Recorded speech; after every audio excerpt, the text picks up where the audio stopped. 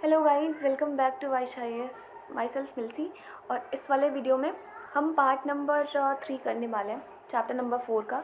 Class 9th की history NCERT चल रही है गाइस। तो इसके पहले वाले वीडियो में हमने आपको ये बताया था कि फॉरेस्ट एक्ट वगैरह आए थे, ठीक है, जिसकी 2 बार अमेंडमेंट हुई थी।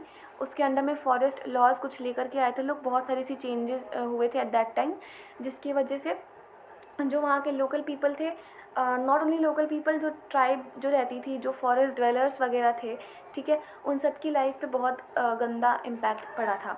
तो इस वाले वीडियो में जानेंगे, क्योंकि हमने बता रखा था कि सबको मना कर दिया गया था, फॉरेस्ट को कैटेगराइज करा था, फॉरेस्ट का भी उन लोगों ने डिवीज़न कर दिया था कि ये रिज़र्व फॉरेस्ट है, ये प्रोटेक्टेड फॉरेस्ट है। तो अगर कोई नहीं जाएगा फॉरेस्ट में तो अब जाएगा कौन, तो कौन हंट कर सकता था, किसके लिए अलाउड था और क्यों ये अलाउ करा गया। तो देखो, जो नए नए जो फॉरेस्ट लॉज आए थे ना, उन्होंने उन लॉज ने ना ही ट्राइबल पीपल की ना ही लोकल पीपल की, जबकि जो फॉरेस्ट ड्वेलर्स थे ना, उनकी भी लाइफ पे बहुत ही गंदा इम्पैक्ट डाला। मतलब उनकी भी लाइफ कम्प्लीटली चेंज हो गई। जो फॉरेस्ट लॉज नहीं आए थे, उससे पहले लोग क्या करते थे, जो लोग जंगल में रह रहे हैं या फिर जो लोग जंगल के पास आसपास वाले एरिया में रह रहे हैं, वो कैसे अपना लिवलीहुड चलाते थे, हंट करके। डियर वियर होंगे, उनको मार दिया, ठीक है। बाकी जो स्मॉल एंड जो छोटे छोटे जो एनिमल्स हुआ करते थे, स्मॉल एनिमल्स हुआ करते थे, उनको ये लोग हंट वगैरह करा करते थे, उनकी हंटिंग गैदरिंग करा करते थे, ठीक है। इससे उनका लिवलीहुड चलता था। ये उनका ना एक कस्टम बन गया था, मतलब एक प्रैक्टिस बन गई थी, कस्टमरी प्रैक्टिस बन गई थी उनका। अब जब नए नए जब फॉरेस्ट लॉज आए, तो जिस वजह से ना, मैंने अब कल भी बताया था कि सबका जाना बैन कर दिया था, आप लोग उसमें से कुछ नहीं ले सकते हो। वेमेंस को भी प्रॉब्लम हुई थी, जस्ट बिकॉज कि वो लोग लकड़ियाँ कहाँ से इकट्ठा करेंगी, जब लकड़ियाँ ही नहीं इकट्ठा कर पाएंगे तो वो लोग खाना कैसे बनाएंगे, ठीक है। प्रॉब्लम यहाँ हुई कि इन लोग का ये जो राइट था, राइट तो खैर नहीं बोलेंगे, बट हाँ, इन लोग का जो ये कस्टमरी प्रैक्टिस था ना, ये बैन हो गया जब फॉरेस्ट लॉज आए तब। मैंने इनहेबिटेड कर दिया, यहाँ पे प्रोहिबिटेड कर लेना गाइज, मिस्टेक हो गया यहाँ पे, एक जस्ट अ मिनट, ये प्रोहिबिटेड होगा, ठीक है। तो जब फॉरेस्ट लॉज आए थे, तो जो इनके ये कस्टमरी प्रैक्टिसेस हुआ करते थे ना, हंटिंग एंड गैदरिंग के, ये बैन हो गए, उसके लिए मना कर दिया गया। और जो भी अब जब फॉरेस्ट लॉज आए थे, उसके बाद में जो भी हंटिंग वगैरह करते हुए पकड़ा जाता था, उसको पनिश करा जाता था। जबकि जो फॉरेस्ट लॉज थे ना, वो अच्छा देखो, एट दैट टाइम क्या था ना, एनिमल्स भी बहुत सारे से थे। तो उस टाइम पे जो ब्रिटिशर्स थे, उनको ये लगा कि जितने भी ये वाइल्ड एनिमल्स हैं, ये हमारे लिए खतरे का कारण बन सकते हैं। तो उस टाइम पे ब्रिटिशर्स ने क्या करा, मतलब उनको ये लगा कि वो जो डेंजरस एनिमल्स हैं, उनको मार करके वो हमें सिविलाइज़ कर सकते हैं। और आपको अगर पता होगा तो ये मिडीवल इंडिया से चलता आ रहा है, मतलब हंटिंग वाला जो प्रोसेस है, कुछ राजा महाराजा वगैरह हुआ करते थे, ठीक है। वो एट दैट टाइम हंटिंग एक स्पोर्ट के तरह माना जाता था, एक स्पोर्ट ही था उस टाइम पे। शिकार खेलने चले गए, आपने कहीं टीवी सीरियल्स में सुन रखा होगा, या फिर आपने अगर मेडिवल इंडिया पढ़ी है थोड़ी सी भी, तो आप लोग को पता होगा कि मेडिवल इंडिया में क्या था।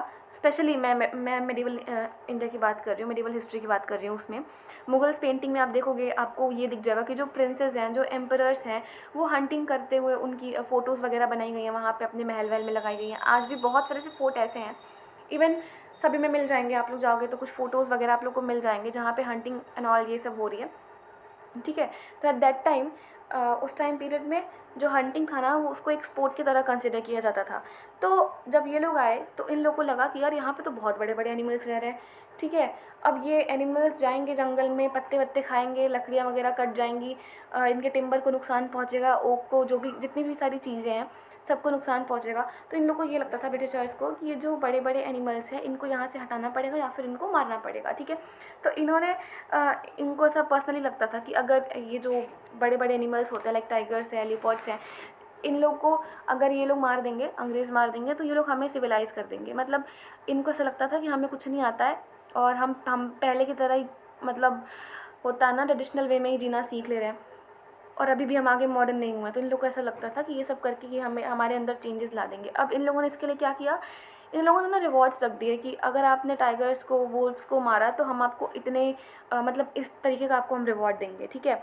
जो कि टाइगर्स एंड जो मतलब जितने भी वाइल्ड एनिमल्स हुआ करते थे ना, वो कल्टिवेशन के लिए भी तो एक थ्रेट ही हुआ करते थे। मतलब आप एक पर्टिकुलर एरिया में कुछ चीज़ें उगा रहे हो, वो लोग आके उसको नुकसान पहुंचा के चलेगा, तो आपका भी नुकसान होगा, बट कोई बात नहीं, एनिमल्स हैं तो हैं, कहाँ जाएंगे जंगल में से।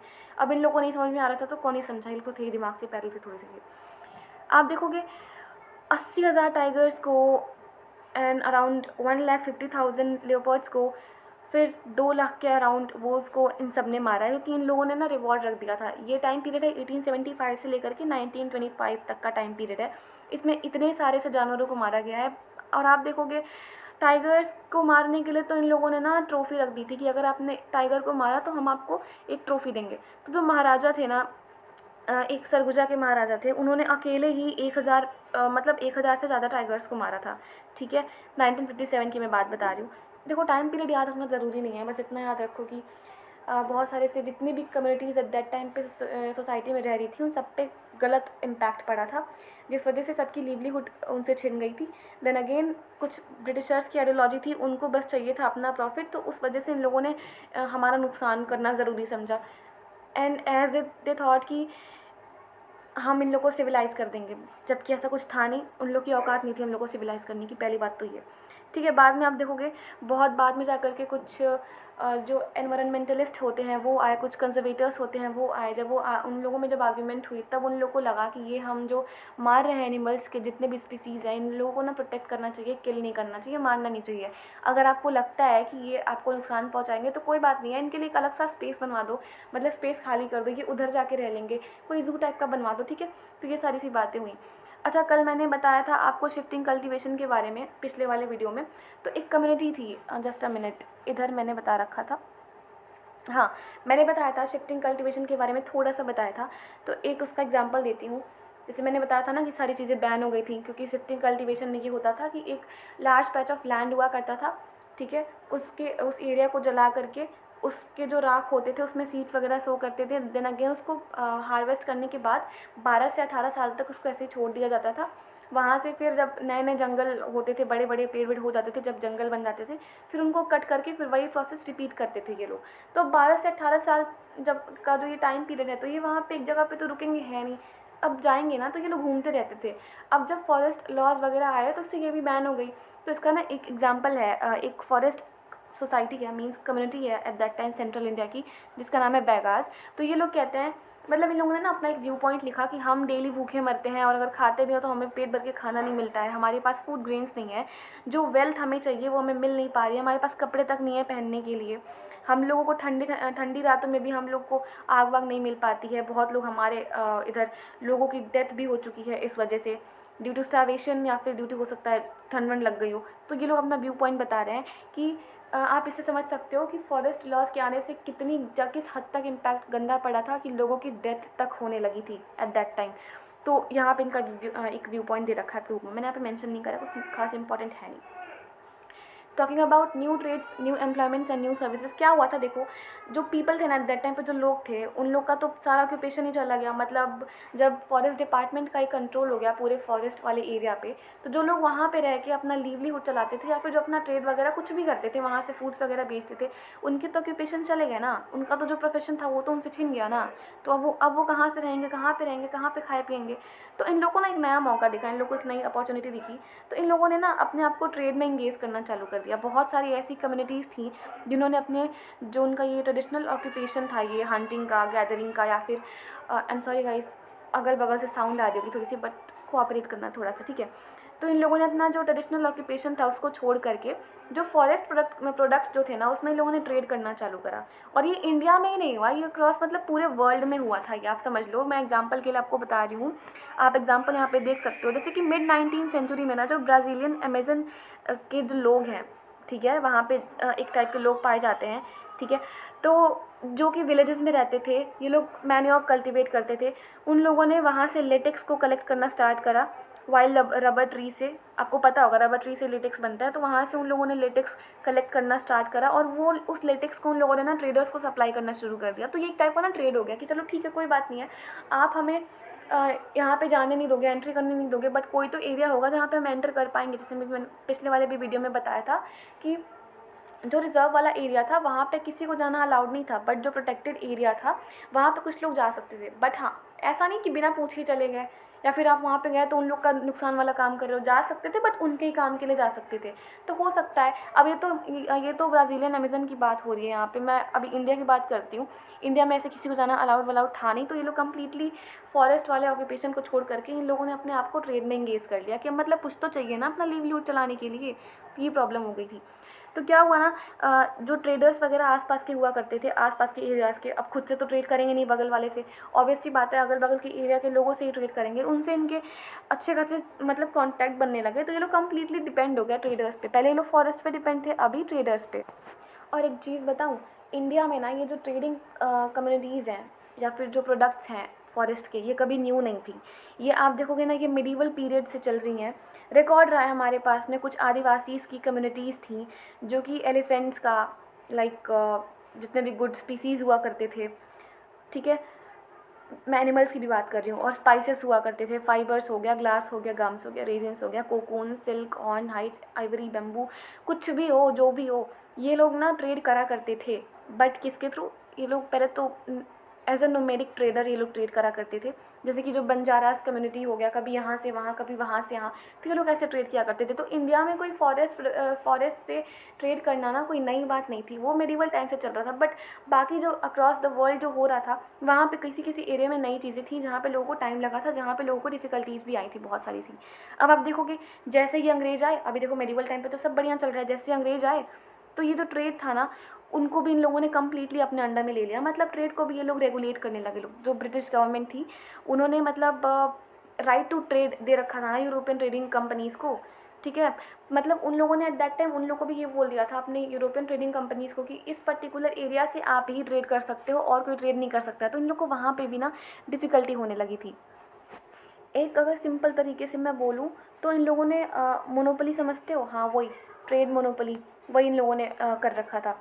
इन लोगों ने ग्रेजिंग को भी बैन करवा दिया, हंटिंग को भी, जो लोकल पीपल जो हंट करते थे, हंटिंग गैदरिंग जो कुछ भी है, उन सबको इन लोगों ने बैन करवा दिया। इस प्रोसेस में बहुत सारे से पेस्टोरलिस्ट ऐसे थे, बहुत सारे से नोमैड ऐसे थे। कुछ कम्युनिटीज़ थी, नोमैडिक कम्युनिटीज़ थी कुछ, जैसे कि कुरावा हो गया, कराचा हो गया, येरुकुला हो गया, मद्रास प्रेसिडेंसी का, इन लोग का जो जितना भी लिवलीहुड था वो इन लोगों से छिन गया।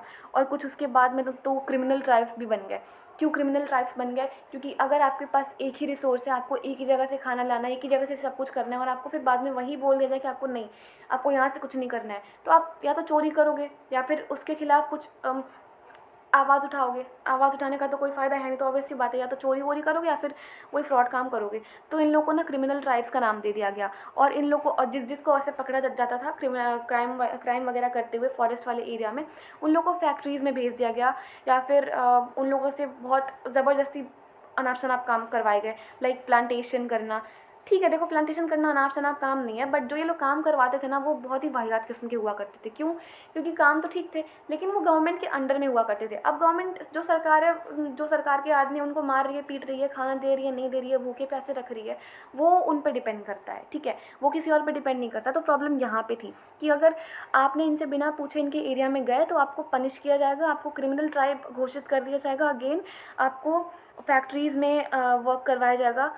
पहले आप लोग को जंगलों में नहीं जाने दिया जाता था, अब आप कुछ भी ऐसा काम नहीं कर सकते हो, और उसके जगह पे आप फैक्ट्रीज़ में जाके काम करोगे, जहाँ पे आपके रहने खाने पीने का कोई भी ठिकाना नहीं है, ठीक है, जहाँ से आप खुद का पेट नहीं पाल सकते हो, अपने घर वालों का पेट पालना तो दूर की बात है।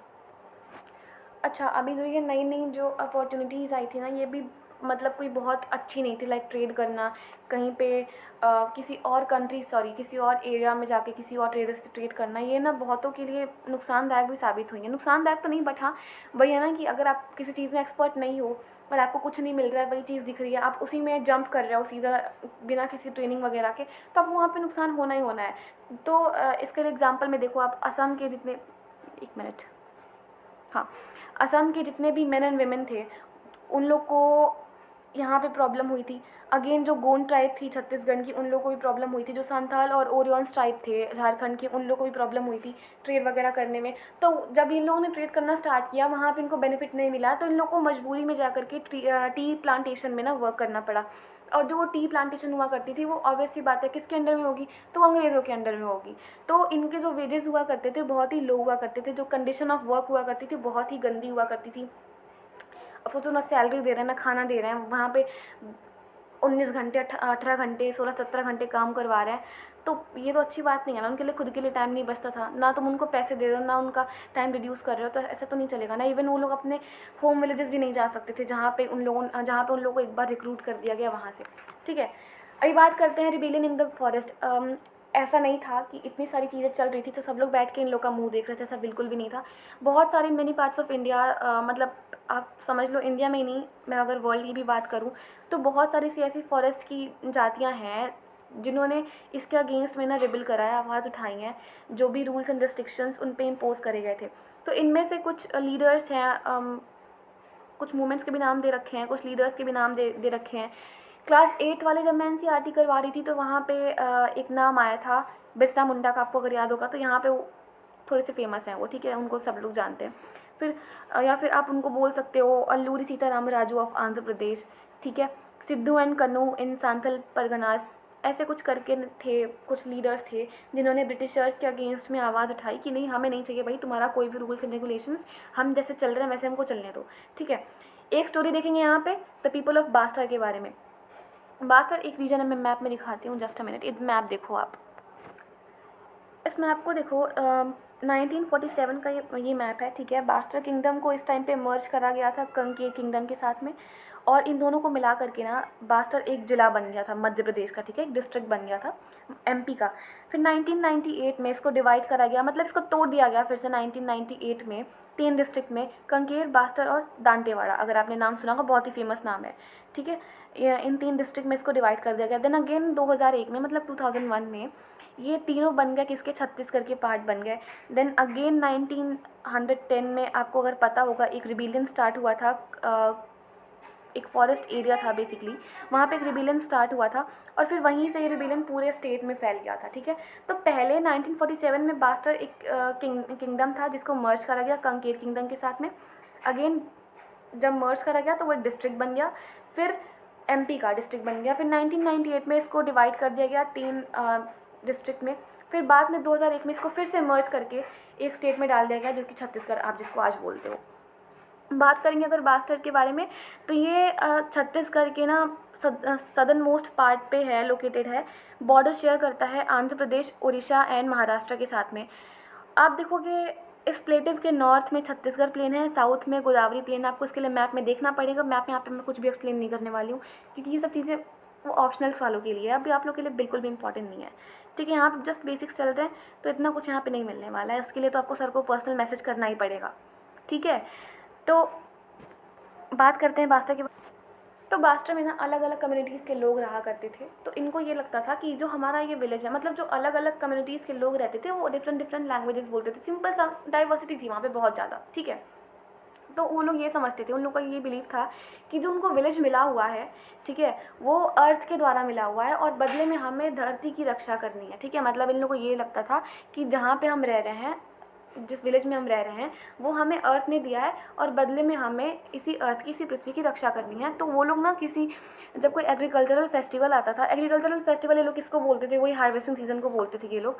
जब टाइम पीरियड आता है किसी चीज़ को उगाने का, किसी चीज़ को हार्वेस्ट करने का, उस टाइम पीरियड में ये लोग ना कुछ ऑफरिंग्स, कुछ चीज़ें ऑफर करते थे अर्थ को। मतलब वो चढ़ाना नहीं बोलते जिसको हिंदी में, वो ये लोग करा करते थे। फिर ये लोग रिवर्स के लिए, माउंटेन्स के लिए, फॉरेस्ट के लिए, इन लोगों के मन में ना एक अलग ही लेवल का रिस्पेक्ट हुआ करता था। एंड एट दैट टाइम जितने भी लोकल पीपल्स थे उन सब ने अपनी बाउंड्री सेट कर रखी थी। तो उनके बाउंड्री के अंडर में जितनी भी चीज़ें आती थी, वो जितनी भी नेचुरल रिसोर्सेज, स्पेशली मैं नेचुरल रिसोर्सेज के बारे में बात कर रही हूँ, तो जितने भी ये रिसोर्सेज आते थे जो नेचर से बने हैं, जो नेचुरल हैं, उनका ये लोग देखभाल करते थे। और अगर किसी भी लोगों को दूसरे विलेज से कुछ भी सामान लेना है या फिर कुछ भी नेचुरल रिसोर्सेज लेना है, तो उसके लिए उन लोग को अलग से फ़ी पे करनी पड़ती थी, जिसको आप लोग एक टर्म याद रखना, देवसारी बोलते थे या फिर दंड बोलते थे या फिर मान बोलते थे। बदले में मतलब आप, ये टैक्स का नाम था, मतलब उस फीस का नाम था, fees is equals to tax, तो टैक्स का नाम था देवसारी, दंड या मान, ठीक है। तो आप ये देंगे उनको, फिर बदले में आपको जो भी लेना है, जितने भी सामान लेने हैं, आप उनसे लेके जाओगे। अगेन कुछ विलेज वाले ऐसे भी थे जिसने वॉचमैन लगा रखा था, ठीक है, कि ये वॉचमैन रहेगा हमारे सारे एरियाज़ की, जितने भी हमारे विद इन बाउंड्रीज जितने भी एरियाज़ आते हैं, वो हमारे एरियाज़ की देखभाल करेगा। और जितने भी इस विलेज में और इस बाउंड्री में जितने भी हाउस होल्ड आते हैं, मतलब जितने भी हाउस होल्ड मिल के कॉन्ट्रीब्यूट करते हैं, वो कुछ उस वॉचमैन को भी कुछ या तो फीस देंगे या फिर ग्रेन्स देंगे। मेनली वो लोग ग्रेन्स ही दिया करते थे, पैसे वैसे वो लोग नहीं दिया करते थे उसको। फिर बाद में आप देखोगे कि हर साल वहाँ पे एक बहुत बड़ी सी शिकार होती थी, ठीक है, जहाँ पे सारे हाउस होल्ड वगैरह आते थे, जितने भी विलेजेस थे सबके सब एक साथ आते थे वहाँ पे, जिसको परगना बोलते थे, ठीक है। Cluster of villages is equals to pargana, मतलब बहुत सारे से विलेजेस मिलके एक साथ आए तो उसको आप लोग परगना बोलोगे। जस्ट अ टर्म आपको जो याद रखना पड़ेगा, ऑप्शनल के लिए बेटर है याद रखना, बाकी जीएस वाले छोड़ भी तो कोई दिक्कत नहीं है, ठीक है। और विलेज हेडमैन हुआ करता था वहाँ पे, बहुत सारे से होता ना सरपंच, तो एट दैट टाइम भी हुआ करता था विलेज हेडमैन, तो वो आते थे, शिकार विकार होता था। उसके बाद में जितने भी फॉरेस्ट इंक्लूडिंग जितने भी इश्यूज़ चल रहे हैं वो सारी की सारी इस एरिया में डिस्कस हुआ करती थी। तो अभी के लिए इस वाले वीडियो में बस इतना ही, आगे बात करेंगे इस वाले रीजन में क्या हुआ, क्यों हुआ एंड कैसे इसको लोगों ने इसका सामना करा, ठीक है। सो वीडियो को एंड करने से पहले एक इंपॉर्टेंट इन्फॉर्मेशन एज़ यूजुअल, कि जो भी एस्पिरेंट सीरियस होकर के यूपीएससी की प्रिपरेशन करना चाहते हैं वो यहाँ पे दिए गए व्हाट्सएप नंबर पे हमारे वाइस सर को कांटेक्ट कर सकते हैं। नो मैटर व्हाट आप कब से प्रिपेयर कर रहे हो कब से नहीं, बट हाँ एक बार आप सर को कांटेक्ट कर लो, बेनिफिट आपका ही होगा। So thank you very much, have a great day ahead guys.